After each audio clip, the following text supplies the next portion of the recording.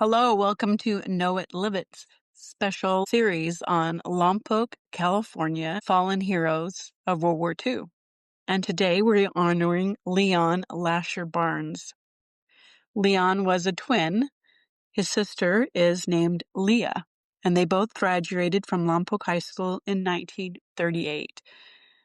When Leon was 22, he was 5 foot 10 inches and weighed 145 pounds. He had light skin, brown eyes, and brown hair. Now I'm going to read what Myra Manfrina wrote. She was a historian in Lompoc, and this is what she wrote that was in the Lompoc History Museum. Leon L. Barnes was born in Globe, Arizona in 1921, the son of George and Viola Barnes. His family, consisting of his parents and twin sister Leah, moved to Lompoc and resided on J Street. Leon and Leah both graduated from Lompoc High School in 1938. 2 years later, he graduated from Santa Maria Junior College. Now, I found in the yearbook, his senior ambition was to get out of Lompoc. In 1942, he enlisted in the Army Air Corps. Barnes, a B-17 tail gunner, was assigned to the 418th Bombardment Squadron in England. He flew somewhere between 10 and 15 missions prior to his last one against Büchen, Germany on April 7, 1945.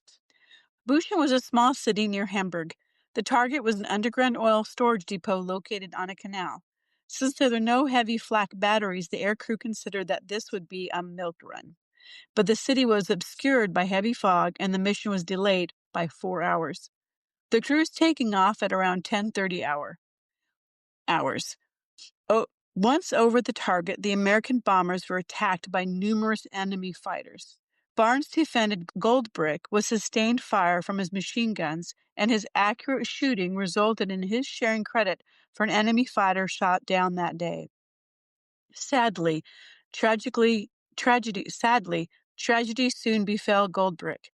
An enemy Me-109 aircraft, which had been damaged by another American aerial gunner, slammed into another B-17, and one of its severed wings tumbled earthward and hit the Goldbrick's tail, severing the right horizontal stabilizer and filling the tail gunner's compartment with debris, which struck Barnes in the head and neck, instantly killing the young Lompoc airman.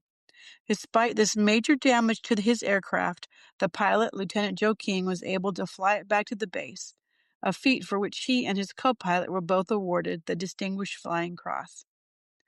The raid had been a costly one.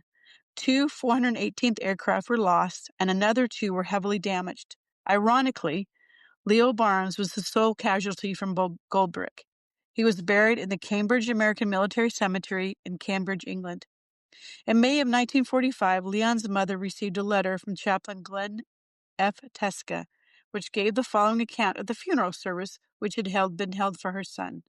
Leon was held in very high regard by the command, and especially by members of his bombing crew.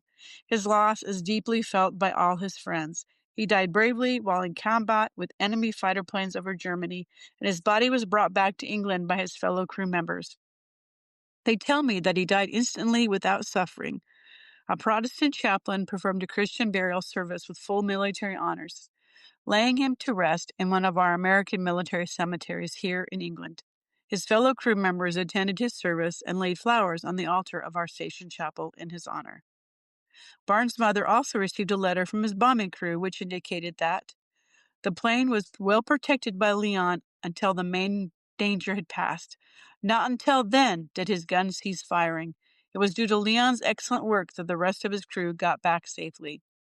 Mrs. Barnes was subsequently presented with her son's Air Medal and Oak Leaf Cluster and the Purple Heart, which had been awarded after he passed. In August of 1948, Barnes's remains were returned to Lompoc.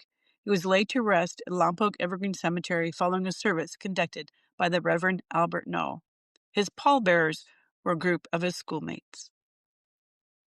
Thank you to Leon L. Barnes for his service in World War II.